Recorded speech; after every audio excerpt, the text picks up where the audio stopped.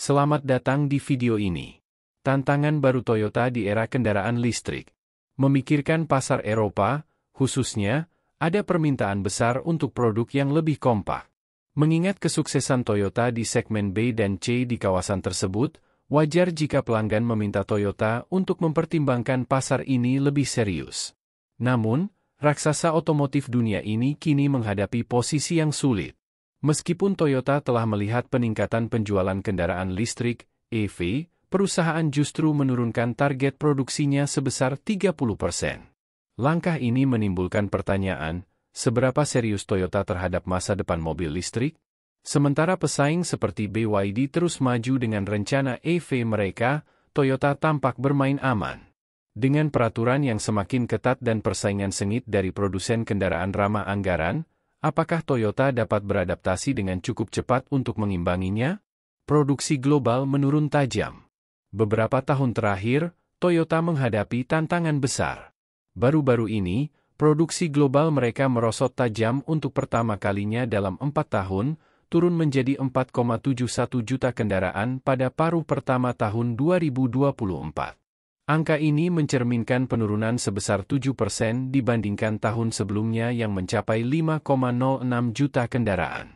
Apa yang menyebabkan penurunan ini? Sebagian besar disebabkan oleh penghentian produksi beberapa model populer seperti Yaris Cross dan Corolla Fielder. Dampaknya terasa signifikan pada output domestik di Jepang, yang turun hingga 99,4%. Pasar Jepang, yang menjadi landasan bagi Toyota, kini menunjukkan tanda-tanda melemah. Namun, kondisi lebih buruk terjadi di Tiongkok, di mana output Toyota anjlok hingga 177%. Penurunan ini sebagian besar disebabkan oleh persaingan sengit dengan BYD, produsen EV ramah anggaran yang menjual lebih dari 1,8 juta kendaraan pada 2023 dan menjadi merek EV terlaris di Tiongkok. Tantangan di pasar kendaraan listrik. Pasar EV diproyeksikan tumbuh pesat, mencapai 23 juta unit secara global pada tahun 2025. Namun, Toyota tampaknya mengambil langkah hati-hati. Perusahaan memutuskan memangkas target produksi EV mereka dari 1,5 juta unit menjadi hanya 1 juta unit pada 2026. Meski penjualan EV Toyota meningkat sebesar 32,5% menjadi 78.790 unit, secara keseluruhan penjualan global mereka masih turun sebesar 2,8%. Ini menempatkan Toyota dalam posisi yang sulit. Apakah mereka benar-benar berkomitmen terhadap EV, atau hanya bertahan di tengah pasar yang bergejolak? Pendekatan yang berbeda. Pendekatan Toyota sangat berbeda dari pesaingnya. Tesla menjual lebih dari 1,3 juta kendaraan pada 2023, terus meningkatkan produksi, dan memperluas kehadirannya di pasar EV. Ford bertujuan memproduksi 2 juta EV per tahun pada 2026, menunjukkan kecepatan penuh dalam rencana EV mereka. BYD meraih dominasi dengan strategi harga yang kompetitif dan agresif di pasar global. Sebaliknya, Toyota memilih strategi multijalur dengan tidak hanya fokus pada EV. Mereka menggandakan investasi pada kendaraan hibrida dan teknologi sel bahan bakar hidrogen. Pendekatan ini seperti memiliki rencana cadangan jika strategi utama gagal. Kesimpulan, Toyota telah menjadi pelopor dalam teknologi hibrida, dengan kendaraan seperti Prius sebagai bukti.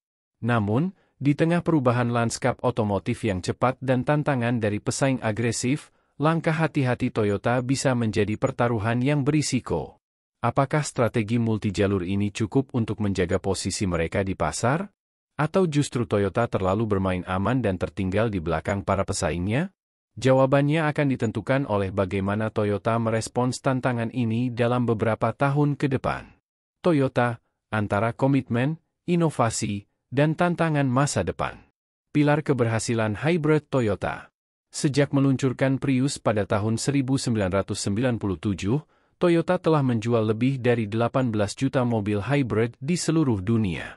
Pengalaman ini memberi Toyota dasar yang kuat untuk terus berinovasi di tengah perubahan lanskap otomotif global.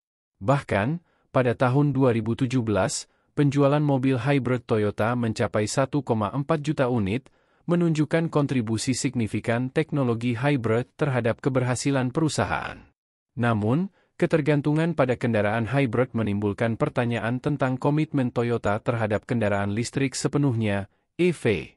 Para kritikus berpendapat bahwa dengan tidak berkomitmen penuh pada EV, Toyota berisiko tertinggal dari pesaing yang lebih progresif. Toyota dan infrastruktur EV global. Toyota tampaknya percaya bahwa transisi global ke EV akan membutuhkan waktu, terutama di wilayah dengan infrastruktur pengisian daya yang masih minim.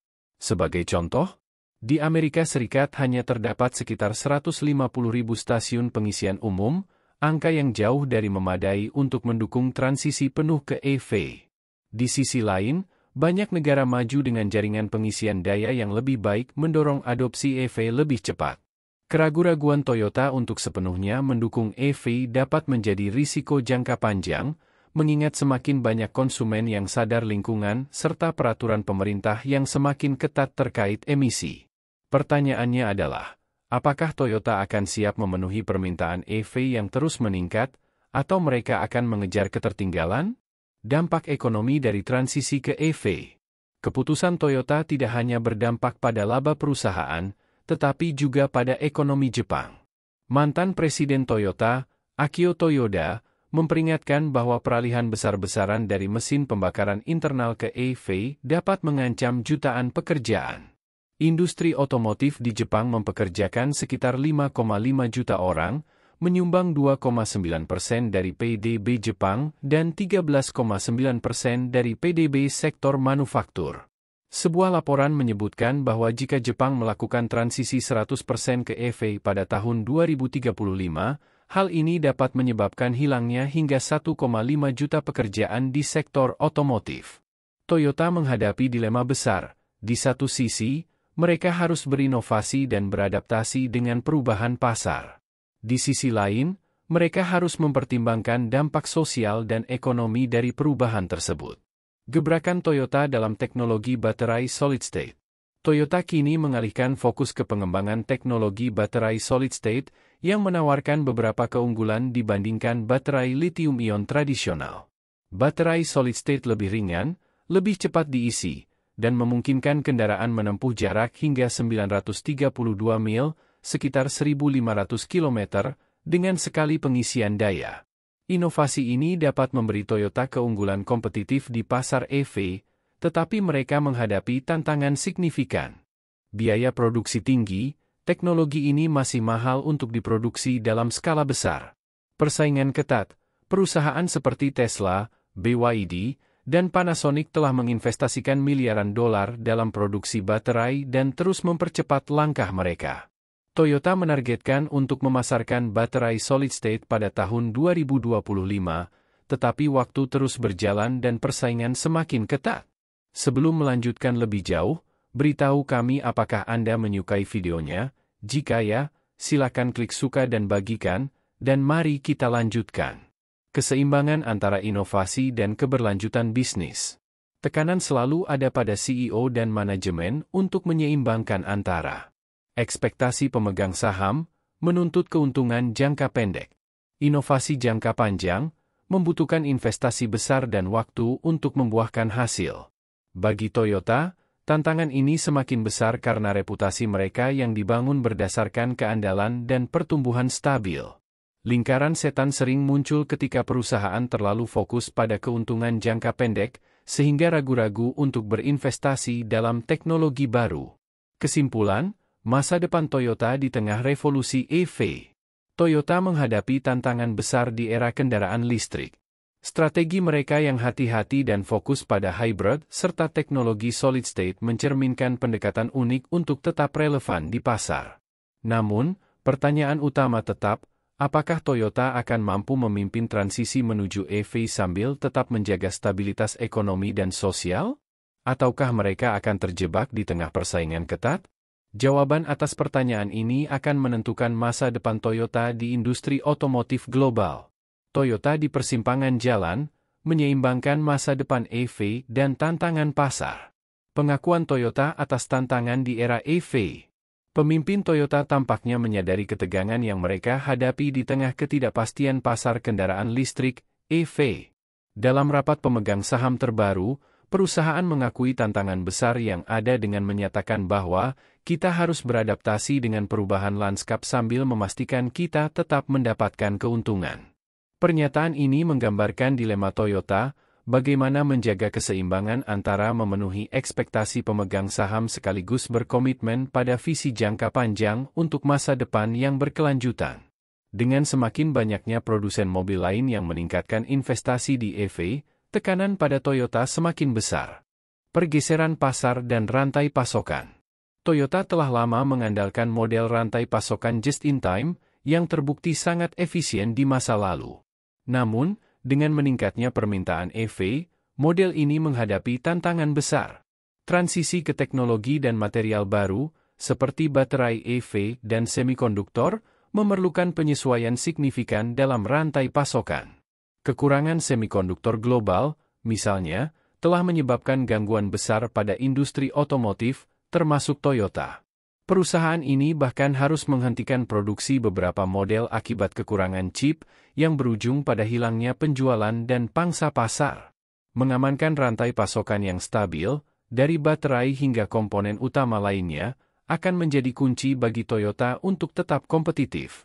Jika mereka gagal mengadaptasi rantai pasokannya dengan cepat, mereka akan kesulitan memenuhi permintaan pasar, sementara para pesaing semakin maju. Tekanan regulasi global. Di tengah perubahan lanskap otomotif, berbagai negara telah menetapkan target ambisius untuk mengurangi emisi.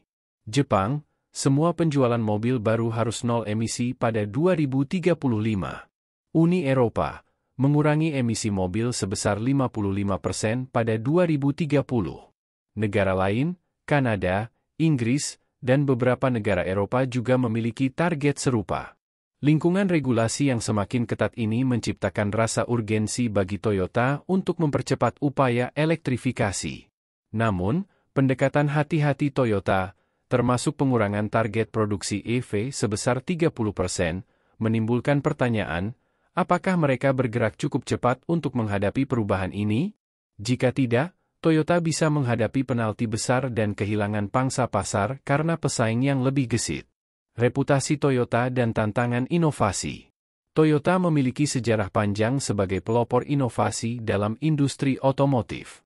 Mereka memperkenalkan kendaraan hemat bahan bakar dan hybrid, seperti Prius, yang mengubah persepsi konsumen tentang apa yang dapat dilakukan mobil.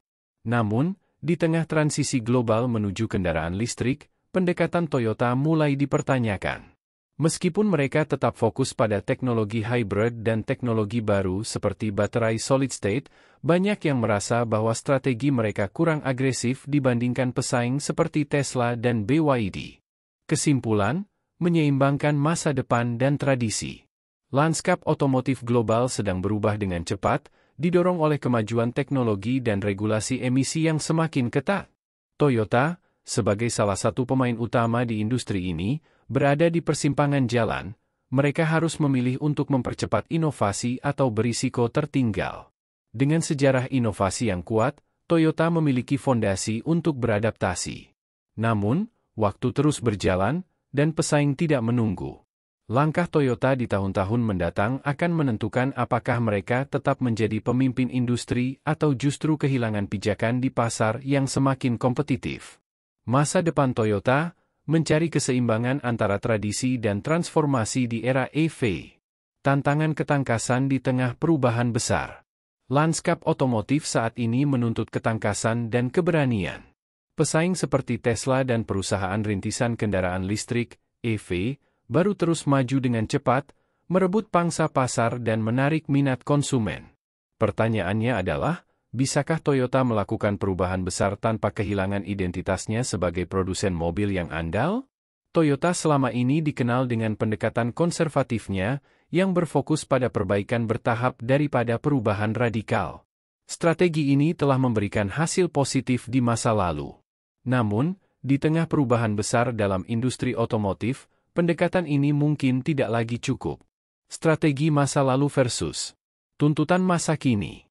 Warisan Toyota sebagai pionir kendaraan hybrid seperti Prius adalah kekuatan utama mereka.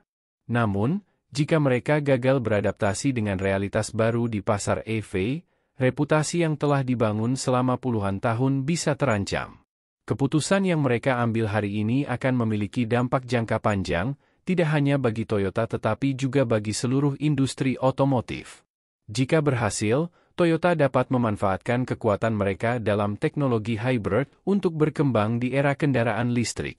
Namun, jika gagal, mereka berisiko tertinggal dari pesaing seperti Tesla, BYD, dan lainnya yang lebih agresif dalam menghadirkan inovasi baru. Pertaruhan tinggi dalam revolusi EV. Perubahan besar di industri otomotif ini membawa tekanan yang luar biasa pada Toyota. Dengan banyaknya mata yang tertuju pada mereka, pertanyaan yang muncul adalah, apakah Toyota siap menerima perubahan besar ini? Dapatkah mereka mempertahankan posisi mereka sebagai pemimpin industri, atau akan tertinggal di belakang para pesaingnya?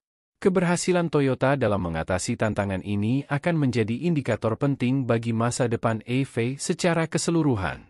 Jika Toyota mampu menavigasi perubahan ini, mereka mungkin akan memimpin di era baru transportasi. Jika tidak, ini bisa menjadi tanda pergeseran kekuatan besar dalam industri otomotif global. Masa depan Toyota dan industri otomotif. Masa depan Toyota, serta seluruh industri otomotif, penuh dengan ketidakpastian. Apakah mereka akan menerima perubahan besar dan beradaptasi, atau tetap berpegang pada masa lalu? Jawaban atas pertanyaan ini akan membantu membentuk masa depan transportasi selama bertahun-tahun ke depan. Bagaimana pendapat Anda mengenai video ini? Jika Anda punya pendapat, silahkan tuliskan pendapat Anda pada bagian komentarnya.